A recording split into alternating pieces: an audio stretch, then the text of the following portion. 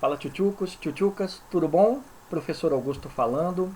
Estou aqui de volta, mas agora, pessoal, trazendo a continuidade daquele nosso assunto sobre a independência da América Espanhola, tá certo? Então essa é uma aula 2.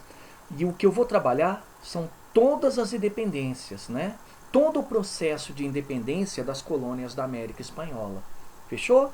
Então segue comigo nas páginas 655, 656 da apostila 1, capítulo 5. Vamos lá? Pessoal, na aula passada eu fiz toda uma introdução e dentro dessa introdução eu fiz também uma explicação da primeira tentativa de independência da América Espanhola, e ela aconteceu justamente no período das invasões napoleônicas à Espanha. Lembraram? E eu falei também o seguinte: a primeira tentativa, que a gente pode colocar no plural, foram feitas pelas juntas governativas. E o que são as juntas governativas? São governos temporários criados pelos criolhos, eram os donos de terra, os latifundiários nascidos aqui na América, para tentar ganhar, de certa maneira, o controle daqui da América Espanhola, e em seguida, caso o rei da Espanha retornasse, eles conseguissem também a autonomia. Só que eu falei também que não funcionou, né? Até porque a partir de 1815, para quem está atento, por conta do Congresso de Viena, o que aconteceu? Aconteceu a restauração europeia. Você vai ter o envio de tropas por parte da Espanha aqui para a América Espanhola, e essas tropas começam a coibir todos aqueles movimentos chamados de juntas governativas. Tudo bem? Agora, eu tenho, já que eu vou começar a trabalhar as independências, que dizer o seguinte: existe uma exceção. Cai de costas, pessoal. O único país que nasceu na época daquelas primeiras tentativas, ou seja, que não perdeu o seu status de autonomia, foi o Paraguai. É, o Paraguai, pessoal, ele nasceu essencialmente em 1811. Quem foi o líder? O líder foi um crioulo da região, ou criolho, chamado José Francia. E ele foi o cara que, quando montou a junta governativa no Paraguai, no que hoje é o Paraguai, ele mobilizou a população. Uma coisa que vocês podem perceber, não aconteceu de forma geral nas demais juntas governativas. Então o José Francia, ele conseguiu fazer a população, mestiços, indígenas e brancos pobres, a engajar na luta de independência, a lutar pela independência, e isso foi ratificado. E ainda tem até um contribuinte. Pessoal, a Espanha, quando tentou retomar esses territórios da América Espanhola, esses territórios coloniais, não conseguiu fazer a tomada do Paraguai por conta do isolamento geográfico. Depois vocês deem uma olhadinha no mapa do Paraguai, pessoal, e reparem que o Paraguai é isolado. Para você chegar até a região, ou você vai pela bacia do Rio Prata, ou senão você ia por terra. Então, pelo fato do Paraguai ser isolado, houve uma coisa do tipo: a Espanha acabou não querendo retomar essa área. Tá legal? Mas o quadro é o seguinte: em 1815, pessoal, até 1816, os demais territórios que fizeram juntas governativas e tentaram aquelas independências temporárias foram recolonizados. A Espanha retomou. Legal? Pessoal, agora tem uma análise para a gente fazer, que é o seguinte: todo mundo percebeu por que as primeiras tentativas elas não funcionaram? Por que a gente chama de malogradas? Porque a grande explicação é a falta de mobilização social. Eu comentei agora há pouco que o Paraguai foi uma exceção. A gente pode perceber que no México houve também uma coisa meio diferente, mas no restante das juntas governativas, dos territórios coloniais que lutavam pela sua independência, isso não acontecia, porque os criolhos ou crioulos tomavam o processo nas próprias mãos e tentavam eles sozinhos promover a independência. Eles não contavam com o apoio popular e nem queriam muito, porque eles tinham medo. O medo era de perder o controle político. Então fracassou por esse aspecto. Mas por outro lado também fracassou porque, além da falta de mobilização, a Espanha ela se engajou muito para retomar esses territórios. Só que olha lá que coisa curiosa, o sonho não acabou.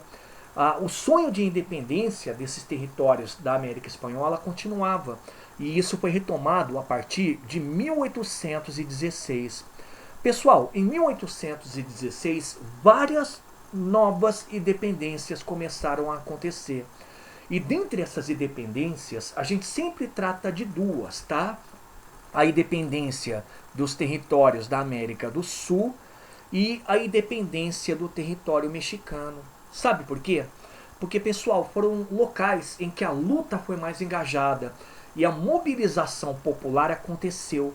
É agora que vocês vão perceber que os movimentos de independência da América Espanhola só vão se concretizar de fato quando o povo entra para participar. Tá legal? Então já anotem. As independências dos territórios da América do Sul e do México agora contam com apoio popular. Molecada, nessa América do Sul, eu separei dois grandes líderes do processo de independência, que são eles, o Simão Bolívar e o outro é o San Martín. Já coloquem. Crioulos, uau, montaram exércitos que contavam com o apoio da população, mestiços, pobres, ex-escravos. Legal? E o melhor, pessoal, é que contaram com o apoio não só diplomático, mas militar e econômico da Inglaterra e dos Estados Unidos. E vocês já sabem por que essas duas nações fizeram questão de apoiar, né? Só que reparem, tchutchucos, que cada qual lutou numa região e cada qual tinha um objetivo diferente para o futuro desses territórios que iam se tornar independentes. Vem para cá e entenda comigo. Tchutchucos, o Simão Bolívar, ele foi o responsável pela independência dos atuais territórios da Venezuela, da Colômbia e do Equador, tá? E quando ele lutou pelas independências desses territórios, ele lutou sempre pregando o objetivo de uma coisa chamada panamericanismo. O que é isso aí? O panamericanismo, pessoal, era a união desses territórios dentro de uma lógica de um comando único, tá? Então é como se essas regiões se unificassem e fossem, a partir do momento em que se tornassem independentes, comandados por um presidente ou por uma espécie de um primeiro-ministro. Legal? Então, panamericanismo republicano prega a unificação e o modelo republicano na figura ou de um presidente ou de um primeiro-ministro. Belezinha? Agora, dá uma olhada no San Martín, pessoal. O San Martín, também crioulo, também montou um exército, inclusive o nome do exército dele era chamado Exército dos Andes. Ele foi responsável pelas independências da atual Argentina, Chile e Peru, tá? Então a gente percebe que o San Martín, ele foi responsável pela independência dos territórios mais centro-sul da América do Sul. E o que ele tinha em mente? Ele tinha em mente, pessoal, que assim que esses territórios se tornassem independentes, fosse criado um modelo federalista monárquico. O que é isso aí? O federalismo, pessoal, é a fragmentação. Significa que cada um desses territórios teria o seu comandante. Só que de forma geral, pessoal, os comandantes desses territórios teriam que ser reis. E para piorar, pessoal, eram reis que teriam que ser importados da Europa, de famílias reais europeias, tá? Que ele julgava que tinha mais coerência, tinha mais esclarecimento, beleza? Então a proposta do San Martín, pessoal, mesmo lutando de forma idêntica ao Simão Bolívar, com o exército popular e pela independência, era diferenciada. Ou seja, ele pregava, era o chamado federalismo monárquico. Boa, boa? Tchutchucos, porém, o mais interessante dentre esses dois era o Simão Bolívar. A ideia dele, a ideia do pan-americanismo, era uma ideia que agradava, de certa maneira, o que a gente considera como conjuntura, tá? E isso ficou muito claro quando ele expôs o pan-americanismo numa carta chamada Carta da Jamaica, onde ele advoga que o modelo republicano tem que ser o modelo a imperar na América do Sul, e o pan-americanismo era uma defesa.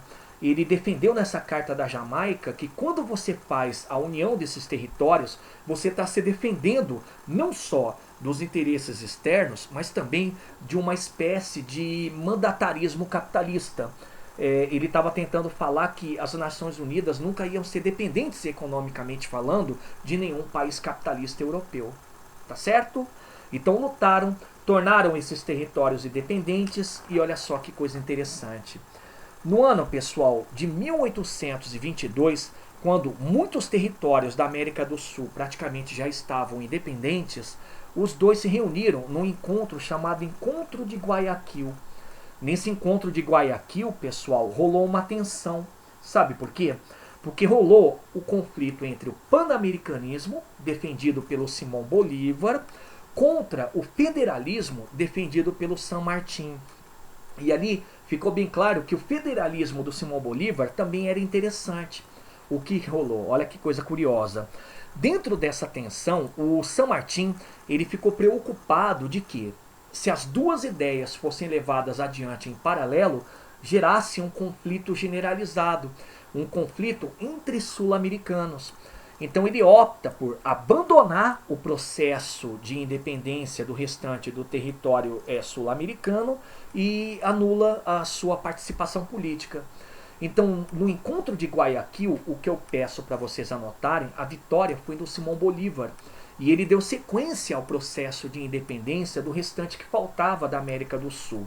Sempre com o exército popular e sempre contando com o apoio da Inglaterra e dos Estados Unidos. Inclusive, assim como o San Martín, contando com o apoio de mercenários. Tá certo?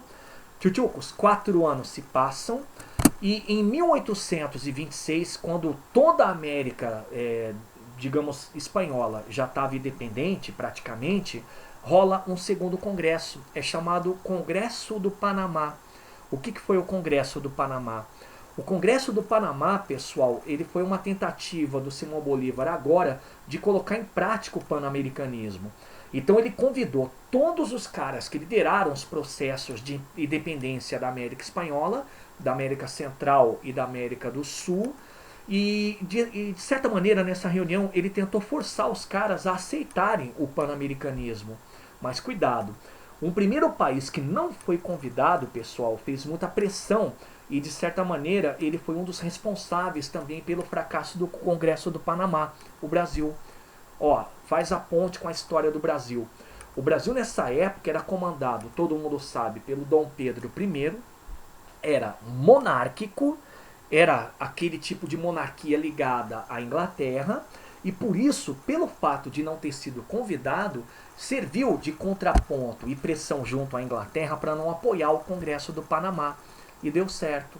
Senhores, no mesmo ano, em 1826, o Congresso fracassou, o panamericanismo não foi colocado em prática e 3 foram os opositores. Os Estados Unidos, porque percebeu que se rolasse essa unificação, você teria uma América Espanhola forte, uma América Espanhola agora independente, concorrente, e isso atrapalharia o que a gente chama de doutrina Monroe. Beleza? O segundo país, a Inglaterra, meio que pressionado pela nação brasileira, né? E a Inglaterra não apoia, pessoal, porque percebe que se tivesse um fortalecimento econômico nessa região unificada, eles não poderiam vender os seus produtos. Fora que eles perderiam a ação diplomática que sempre tiveram aqui. E aí o pior, pessoal, é praticamente uma traição. Líderes regionais, criolhos e até generais que lutaram e estavam ainda lutando pela independência da América Espanhola foram contra, porque eles perceberam que se houvesse uma unificação e essa unificação colocasse um presidente ou um primeiro-ministro no poder, eles iam perder o poder. Eles iam perder, por exemplo, as suas regalias econômicas, tá?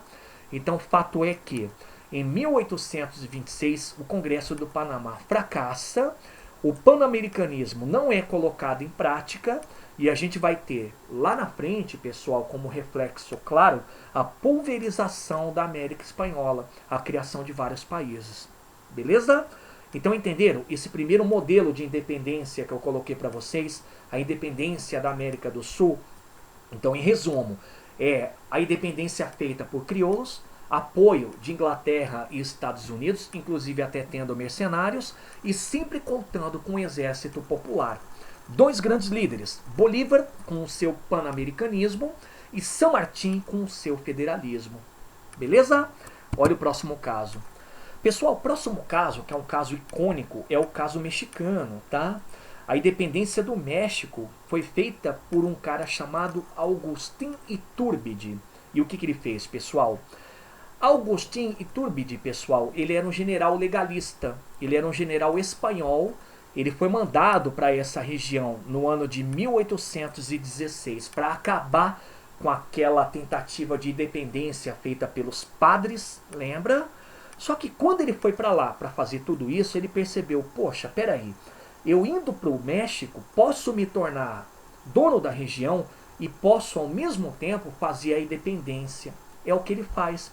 Pessoal, ele fez a independência do México e concretizou essa independência em 1822. E até 1824, pessoal, ele vai ser o seguinte. Ele vai ser um imperador, ele vai ser coroado como Agostinho I e vai colocar em prática um plano chamado Plano Iguala, que funciona assim. O Plano Iguala, pessoal, além de ratificar a independência do México, ele estabelece a igualdade de direitos, ou seja, todos dentro do México eram iguais, não tinha diferenciação no sentido de classes sociais dentro da questão de direitos, de propriedade, de direito jurídico. Bacana? Outro, ele estabelece a supremacia do catolicismo. O catolicismo é a religião oficial, beleza? E para finalizar, como ele havia se coroado imperador, ele concretiza de forma muito efêmera, pessoal, o governo monárquico no México. E olha só o triste fim do Policarpo Quaresma. Em 1824, pelo fato de ele ter criado tudo isso, ele acabou mexendo com os interesses das elites locais, com os crioulos locais. Então ele foi derrubado num golpe de Estado, foi fuzilado e a história do México passou a ser uma história republicana, tá? Então a independência do México feita pelo Agostinho, pessoal, ela foi uma independência seguindo o modelo monárquico, ela foi uma independência feita por um general legalista, mas de certa maneira não funcionou a manutenção de tudo isso por conta de um golpe. Mas mesmo com um golpe, o México continuava independente, tá certo? Então nesse segundo caso, pessoal, vocês percebem que a coisa foi um pouco diferenciada, né? A diferença está pelo fato da pessoa que conduziu a independência. Boa, boa? E aí vai um bônus para vocês. Senhores, olha só que coisa interessante que foi a realidade do território da América Latina a partir do ano de 1816, ou seja, com o processo de independência. Eles são, de certa forma, até rápidos, tá? Você vai ter praticamente a concretização da maior parte das independências desse território em 1825, tá legal? Mas aí temos algumas exceções. Dá uma olhadinha aqui, algumas, tá? O Panamá, ele só consegue se tornar independente em 1903 e se torna independente da Colômbia, tá legal? E adivinha, apoiado pelos Estados Unidos. Outro território, Costa Rica. A Costa Rica, pessoal, só se torna independente de verdade em 1838. E o grande apoiador e incentivador da independência desse território, assim também como El Salvador e Guatemala, também foi os Estados Unidos. Beleza? E o último caso, pessoal, que foi o caso mais tardio, é o que eu vou comentar um pouco mais agora. É o caso de Cuba. Pessoal, Cuba só se torna independente em 1898. E quando se torna independente, pessoal, se torna independente na seguinte conjuntura. A Espanha, ela fez todos os seus esforços para manter essa área ainda como colônia dela. Porque ficando na região do Caribe, era uma área de muito fortalecimento econômico. A ilha, ela produzia cana-de-açúcar, que era muito importante para a economia espanhola. E era uma área também, pessoal, de muito fluxo comercial a partir de navios, não só espanhóis, mas de outras nacionalidades. Então o governo espanhol lutou contra a independência de Cuba o máximo que pôde. Só que aí é que vem o detalhe. Em 1898, um navio norte-americano chamado Maine explodiu ali. E a explosão foi atribuída a uma sabotagem do governo espanhol. Sabe por quê? Porque tal qual aconteceu nos demais territórios, o governo norte-americano estava dando apoio à independência cubana, à luta cubana. E aí, olha o que rolou. Quando o governo norte-americano alegou a explosão desse navio e colocou na conta da Espanha, eles entraram em Cuba e, de forma militar, lutaram lado a lado com José Martí, que era o líder da independência da região, para conseguir a autonomia e a independência cubana. Deu certo e, por tabela, o que os norte-americanos ganharam? Os norte-americanos, pessoal, ganharam, a partir da independência de Cuba, o direito de montar uma base naval. O nome dessa base naval é Guantánamo, que eu tenho certeza que vocês já ouviram falar, existe até hoje. Ganharam também o direito de ajudar na criação da Constituição cubana, e quando ajudaram, colocaram um dispositivo dizendo que se em algum momento Cuba ameaçasse os interesses norte-americanos, os norte-americanos poderiam fazer uma intervenção. Pessoal, e ganharam também, olha que loucura, o quanto os norte-americanos se deram bem, algumas colônias espanholas da região do Pacífico. Então, Cuba, como última independência, pessoal, acabou favorecendo fortemente ao que nós chamamos de poderio norte-americano. Tá legal? Então, o mapa ele serve para mostrar para vocês que, até o final do século XIX, tudo que um dia foi colônia espanhola, agora, na verdade, é um território livre. E um território livre, pessoal, abrigando toda essa quantidade de países que vocês estão vendo aí e conhecem hoje. Tá certo? Então vamos voltar para a nossa despedida, pessoal. Eu me despeço de vocês, parte 1, tio Cucos, falando de um caso à parte que, tomem cuidado, é muito comum cair em prova de vestibulares. Pessoal, o caso haitiano, ele é um caso diferenciado por quê? Porque o Haiti ficava numa ilha que era dividida. Uma parte da ilha, que é República Dominicana, sob comando espanhol, e o Haiti, propriamente dito, comandado pela França. Então rola muita confusão. A galera acha que a independência do Haiti faz parte do processo de independência da América Espanhola, mas não.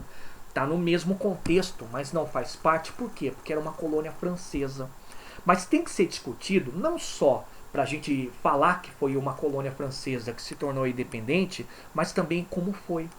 Pessoal, o Haiti foi muito seguramente o primeiro território das Américas, depois dos Estados Unidos, a se tornar independente.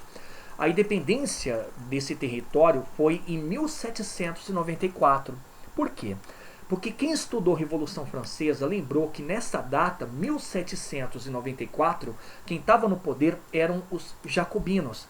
E eles lançaram uma constituição, contando nessa constituição com o fim da escravidão e o fim de algumas colonizações. Pessoal, os negros dessa região, os escravos dessa região, se aproveitaram desse fim da escravidão e começaram a lutar pela independência do Haiti. Quem foram os líderes? Foram dois. Primeiro, o Toussaint Louverture, ele era um negro, praticamente forro. E logo em seguida, depois da morte do Toussaint Louverture, foi o Jacques Dessalines, também ex-escravo, também um negro. Só que a maneira como os dois conduziram o processo de independência foi esse aqui. Foi com uma conotação de forte apelo racial. É conhecido na história como haitianismo. O que é o haitianismo? É a luta do negro contra o branco pela independência, tá? Então o haitianismo ele é curioso porque demonstra que o que foi colocado em prática aqui no Haiti não foi um esforço conjunto da elite e do povo, independente da condição social, independente da raça, entre aspas. Foi sim, pessoal, um apelo racial do sentido de você fazer a luta de um contra o outro, do negro contra o branco. Beleza?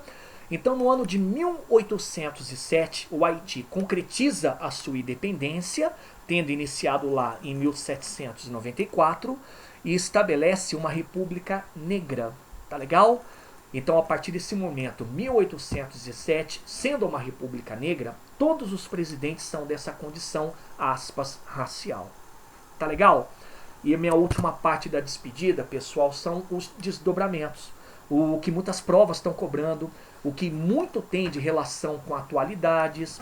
E para vocês entenderem o que eu vou comentar, dá uma forçada na memória e pensa qual é a realidade da maior parte dos países da América Latina, antigas colônias espanholas. Todo mundo vai lembrar. Muito fortemente dependente do capital externo, uma pobreza muito forte, inclusive você pode perceber que tem países que estão em subdesenvolvimento de fato e governos corruptos, tá? Então toda essa realidade que eu acabei de mencionar e vocês lembraram são desdobramentos do processo de independência. Quer ver como? Senhores, o primeiro desdobramento de como foi feito e como foi o processo de independência da América Espanhola é a fragmentação territorial. Ora, eu comentei com vocês, quando a gente fala do Congresso do Panamá, a gente fala que o Congresso matou o sonho do pan-americanismo, né? Então, com a morte do pan-americanismo, o que a gente vai ter é a criação de vários países. Essa é a fragmentação político-territorial. Atenção, todos esses países da América Latina que nasceram depois da independência e com o fracasso do Congresso do Panamá foram republicanos, tá legal? Exceto o México por um tempo, mas foram republicanos. E a explicação para essa fragmentação político-territorial você já sabe. Primeiro, os interesses regionais. Os crioulos e generais que lutaram na independência não queriam se submeter ao governo de um cara só, ou ao governo de um presidente ou primeiro-ministro. E o outro fator são os fatores externos, interesses externos. A Inglaterra e os Estados Unidos não aceitavam a ideia de unificação porque eles rejeitavam o fortalecimento do território. Tá legal? Outro desdobramento tem forte relação com a atualidade. A dependência econômica externa, que é muito acentuada, pessoal. O que acontece é o seguinte, assim que esses territórios se tornaram países, depois do processo de independência, eles precisavam consumir produtos industrializados, só que eles não tinham indústrias. Então todos eles, para não falar todos, quase todos, 99%, passaram a consumir produtos importados. Produtos que vinham da Inglaterra, dos Estados Unidos, vendidos a preços, aspas, módicos, dentro de tratados econômicos. E por outro lado, pessoal, esses territórios, como foram colônias por muito tempo, eles não tinham infraestrutura, não tinham estrada, não tinham, por exemplo, locais que a gente pode falar que eram locais de atuação do poder público, prédios, não tinham indústria propriamente dita. Então foi comum essas jovens nações contraírem empréstimos. E empréstimos, todo mundo sabe que nunca são pagos, né? Então aí você tem essa dependência econômica externa pela segunda vez. Tá legal? Agora reparem, quanto maior a dependência externa, pessoal, maior o índice de falta de desenvolvimento. A gente pode falar subdesenvolvimento. Maior também, pessoal, o que a gente chama de corrupção. Maior também a falta de qualidade de vida.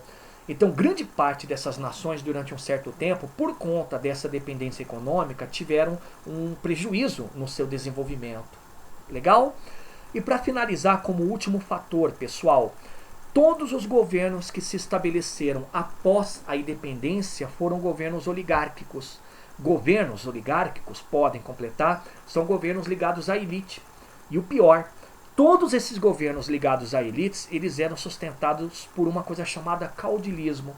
O que é o caudilismo? O caudilismo, pessoal, é o mando e desmando, é o poder político e econômico dos donos de terra. É muito similar ao coronelismo que existiu no Brasil naquele período chamado de período da República Velha.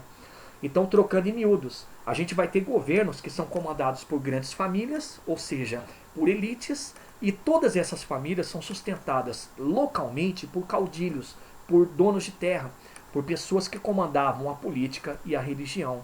E quais são os fatores? Os fatores que levaram a isso, pessoal, primeiro, de cara, são os interesses políticos e econômicos.